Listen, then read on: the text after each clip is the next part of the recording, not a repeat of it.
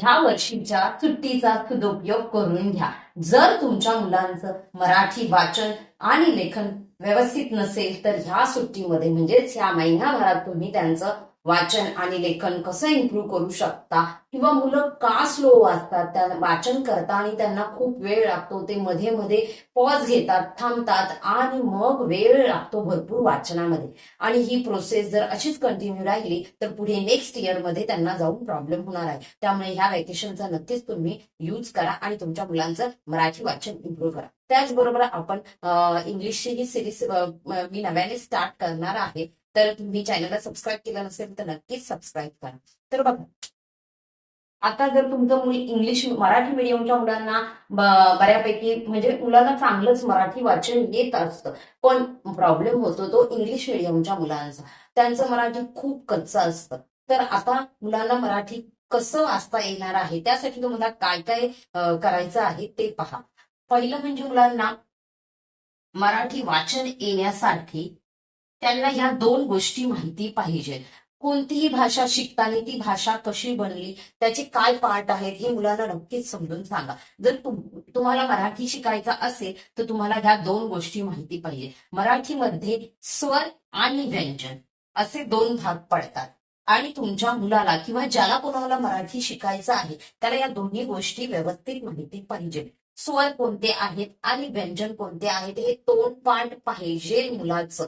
तोंडपाठ म्हणजेच त्याला बोलताही आलं पाहिजे आणि ओळखताही आलं पाहिजे. अक्षर ओळख खूप महत्वाची आहे. अक्षर ओळख फक्त स्वर आणि व्यंजन तोंडपाठ असून काहीही फायदा नाही, पण ती ओळखताही मुलाला आली पाहिजे. कारण की ती जर ओळखता आली नाही तर 100% त्याचा वाचनाचा स्पीड हा कमी होणार आहे. तर आता आपण स्वर पाहूया. अ ला काना आ. तुम्ही मुलांना कसं इंट्रोड्यूस करता तेही महत्वाचं आहे. आता इथे अ आणि ह्या प्रत्येक स्वरांचं एक एक चिन्ह असतं, तेही मुलांना शिकवायचं आहे. पण ते लगेच शिकवायला जाऊ नका. पहिली मुलांना अक्षर ओळख करा. थोडं 2-3 दिवस त्यांना अक्षरांची ओळख झाली का त्यानंतर त्या अक्षराचं चिन्ह तुम्हाला सांगायचं आहे. 2-3 दिवसातच सांगायचं आहे. मुलाच्या लगेच डोक्यात बसणार नाही, पण आपलं काम आहे की आपण पुन्हा पुन्हा रिपीट रिपीट करायचं. रिपीट करून करून त्यांना ते लक्षात राहतं. तर आता आपण डायरेक्ट वाचूया आणि नंतर मी प्रत्येक स्वरांचं चिन्ह सांगते. हा ला काना आ असं बोलायचंय तुम्हाला प्रॉपर. नुसतं आ नका बोलू, कारण की मग मुलाला ते मेमराईज होत नाही की आ बोलल्यावर मला काना द्यायचा असतो, हे मुलाच्या लक्षात राहत नाही. अला काना ई. आता ही ई आणि ही ई बोलताना आपण काय चुका करतो? आपण मुलाला शिकवतो तेव्हा ई आणि ई असंच बोलतो, तर तसं न बोलता ही ई आणि ह्या ई मध्ये काय फरक आहे? ही आहे ई इमारत आणि ही आहे ई इडलिंबू, असं तुम्ही नॉर्मली ओळख करून दिली असेल. पण ही ई इमारत बोलताना आपण जास्त लांब बोलत नाही, फक्त ई बोलतो. आणि ही ई बोलताना आपण आपला आवाज लांबवतो. ई आणि ई. पहिली ई बोलताना आपण फक्त ई बोलतो. दुसरी ई बोलताना आपल्याला आपला आवाज थोडासा लांबवायचा आहे. ई म्हणजे ह्याच्यातून मुलाला कळतं की ही ई म्हणजे जेव्हा आपण हळूच बोलतो तेव्हा पहिली वेलांटी येते आणि जेव्हा आपण लांब स्वर करतो ई तेव्हा दुसरी वेलांटी येते. हे मुलाला तुम्हाला सांगायचं आहे, पण पहिल्याच दिवशी नाही. पहिल्या दिवशी 2-3 दिवस तुम्ही नुसती अक्षरांची ओळख करून द्या आणि त्यानंतर हे त्याच्यामध्ये ऍड करा. सेम तसंच हा उ आणि हा उ याच्यामध्ये काय फरक आहे? तर हा उ आहे उखळीचा आणि हा उ आहे उसाचा, असं आपण त्यांना सांगितलेलं असतं. पण हा उ आपण बोलताना हळू बोलतो, जास्त लांबवत नाही स्वर, फक्त उ बोलतो. पण हा उ बोलताना आपण आपला आवाज लांबवतो. उ आणि उ. उ म्हटलं म्हणजे तो पहिला उकार असतो आणि उ जेव्हा आपण आपला आवाज लांबवतो तेव्हा तो दुसरा उकार असतो. हे मुलाला तुम्हाला सांगायचं आहे, लागलीच नाही थोडे दिवसांनंतर. तसंच सेम सुरुवातीला तुम्हाला डायरेक्टच स्वर इंट्रोड्यूस करायचे. ला काना आ, ई, ई, उ, ऊ, ए, ऐ. आता हे ए आणि ऐ मधला पण फरक त्यांना समजला पाहिजे. ए ए ए ए म्हणजे एडका आणि ऐ म्हणजे ऐरण, असं आपण लहानपणापासून शिकत आहे. पण थोडे दिवसानंतर तुम्हाला काय सांगायचं आहे, हा एडका म्हणजेच काय असतं, एक मात्रा असतो. आणि हा ऐरण म्हणजे दोन मात्रे असतात. आणि एडका बोलताना आपण हळूच बोलतो, कारण की तो ऱ्हस्व स्वर आहे. हे सगळे ऱ्हस्व स्वर आहे. ई इमारत झालं, उ उखळ झालं, एडका झाला, हे सगळे ऱ्हस्व स्वर आहे. आणि ई इडलिंबू, उ ऊस आणि ऐरण हे सगळे काय आहे, दीर्घ स्वर आहे. म्हणजे ते बोलताना आपण आपला आवाज लांबवतो. ऐरण म्हणजेच दोन मात्रा. ऐरण म्हणजेच दोन मात्रा. सेम तसंच ओ आणि औ. ओ आणि औ मधला फरकही तसाच आहे. अला आणि ओ आणि औ शिकवताना सेम जसं इथे अला काना आ शिकवलं, तसंच तुम्हाला इथे शिकवायचं आहे. अला काना एक मात्रा, ओ अला काना दोन मात्रे, औ आणि आहा.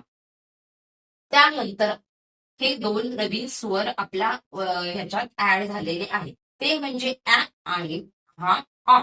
तर ऍवर अर्धचंद्र आहे असं मुलांना सांगायचं नाही. तर जेव्हा ते लिहायला जातात ना, तेव्हा त्यांना सुचत नाही ह्या म्हणजे काय, ऍ कसा काढायचा हेच त्यांना समजत नाही. पण पहिल्यापासूनच जर आपण त्यांना सांगितलं असेल की ऍ कसा काढायचा, तर अ काढायचा आणि त्याच्यावर अर्धचंद्र काढायचा, तर त्यांना तो जमणार. अ म्हणजेच काय, तर अला काना आणि अर्धचंद्र म्हणजे अ. हे अशा स्वरांची ओळख करून द्यायची आहे. प्रत्येक स्वराचं एक चिन्ह असतं. अला स्वतःचं असं काही चिन्ह नाही आहे. अला काना आ आणि ह्याचं चिन्ह आहे, त्याच्यावर मी प्रॉपर दुसरा एक व्हिडिओ बनवेल. अला काना आ त्याचं चिन्ह हे आहे, म्हणजेच कान्याचं चिन्ह, यालाच आची मात्रा म्हणतात. मला थोड्या दिवसापूर्वीच माझ्या एका जुन्या व्हिडिओवर कमेंट आलेली की काय मॅडम तुम्ही कान्याला मात्रा म्हणतात, असं कुठेच असतं.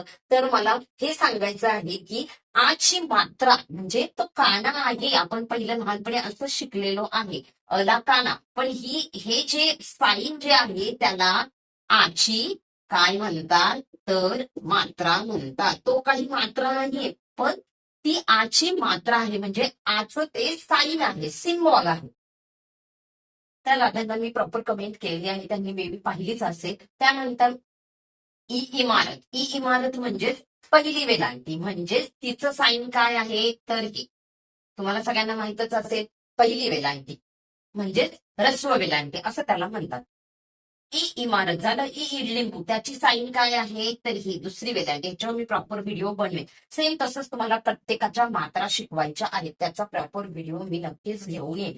आता तुम्ही स्वर एकदा मुलाला समजवले सगळे, तर त्याला ते समजले आहे की नाही ह्याचीही तुम्ही खात्री करून घ्या. लगेच तुम्ही व्यंजनावर जायचं नाही. आता स्वर ओळखता आले येत आहेत की नाही ते बघण्यासाठी तुम्ही काय करू शकता, ओरलीच मुलाला विचारू शकता की मला याच्यात ई दाखव कुठे आहे, ई इमारत दाखव, ई इडलिंबू दाखव, किंवा ओ ओझेवाला दाखव. असं तुम्ही सुरुवातीला बोलायचं आहे, ओ ओझेवाला. पण जेव्हा मुलांना प्रॅक्टिस होईल की हा ओ आहे, हा औ आहे, ई इमारत आहे, त्यानंतर तुम्हाला बोलायची गरज नाही की ही इमारत आहे, ओ ओझेवाला आहे, अजिबात नाही. त्याच्यानंतर फक्त तुम्ही ई आणि ई असं बोललं का मुलाला कळलं पाहिजे की ई इमारत आहे, ई इडलिंबू आहे.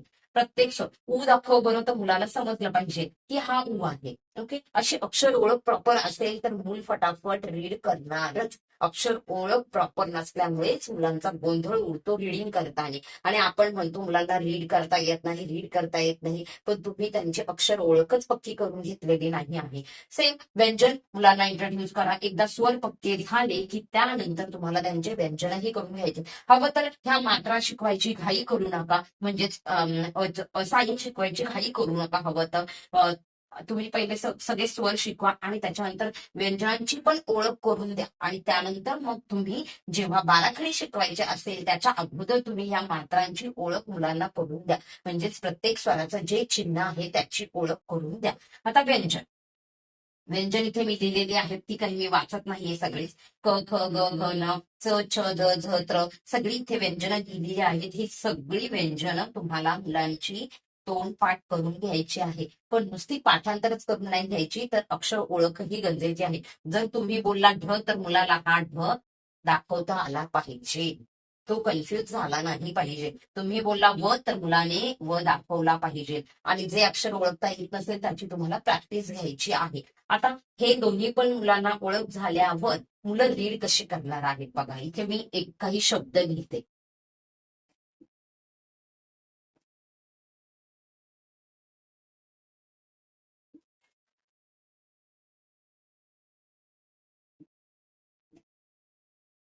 तिथे मी 3 शब्द लिहिले आहेत. आता ज्या मुलाला अक्षर ओळख असेल, तुम्ही वाचन करताना मुलालाच विचारायचं आहे की हे अक्षर कोणतं आहे सांग बरं पाहू. तर मुलगा कधी वेळ घेईल, कधी पटकन सांगेल. तर मुलाने ओळखलं की हा ढ आहे. ओके. मग ढ ढगाचा बोलेल तर काही दिवसांनी त्याला म्हणायचं आता तसं बोलायचं नाही, तुला समजण्यासाठी ते होतं की ढ ढ. आता तू ढच बोलायचं डायरेक्ट. हा ढ आहे आणि हा कोणता अक्षर आहे बरं, तर मुलं सांगतील ग. मग हे आहे ढ आणि हे आहे ग. ह्या दोघांना मिळून तयार झालं आहे ढग. सुरुवातीला मुलं एक एकच लेटर वाचतील ढ आणि मग थांबून ग बोलणार आहे. आणि मग नंतर मुलांना एकत्र वाचायला सांगायचं ढ आणि ग मिळून काय झालं ढग. ते काय आहे हे अक्षर घ आणि हे र. घ र मग एकत्र कसं वाचणार घ. अशी तुम्हाला प्रॅक्टिस घ्यावी लागणार आहे. प्रॅक्टिस शिवाय कोणतीच गोष्ट होत नाही, त्यामुळे प्रॅक्टिसवर भर द्या. आता हे अक्षर कोणतं आहे भ र. मग एकत्र वाचायचं भ. इतकं सोपं आहे. थोडा वेळ द्या मुलांना, नक्कीच ते त्यांचं वाचन इम्प्रूव्ह होईल या सुट्टीमध्ये. वाचा. हे अक्षर कोणतं आहे व आणि हे र. मग आता एकत्र वाचा व र. रोज प्रॅक्टिस घेतली तर नक्कीच होईल. आणि तुम्हाला मला एक बुक सजेस्ट करायचं आहे, सचित्र बालमित्र. सचित्र बालमित्र हे पुस्तक नक्कीच तुम्ही घ्या. तुमच्या मुलांचं मराठी वाचन खूप छान होईल. फक्त वाचनच नाही तर लेखनही खूप त्यांचं इम्प्रूव्ह होईल. एवढं सुंदर पुस्तक आहे. फक्त 20-25 रुपयाचं पुस्तक आहे. माझा मुलगा ह्या पुस्तकामधूनच शिकला आणि खूप पटकन शिकला. म्हणजे 15 दिवसाच्या आतच तो शब्दही रीड करायला शिकला आणि सर्व काही बाराखडीही शिकला. 15 ते 20 दिवसामध्ये हे शक्य झालं. एवढं छान ते पुस्तक आहे. पण तुम्हाला रोज प्रॅक्टिस करून घ्यावी लागेल. व्हिडिओ जर आवडला असेल तर आपल्या चॅनलला नक्कीच लाईक शेअर सबस्क्राईब करा. आता इंग्रजीचे पण व्हिडिओ येणार आहेत, वेकेशन आहे त्यामुळे. चला बाय.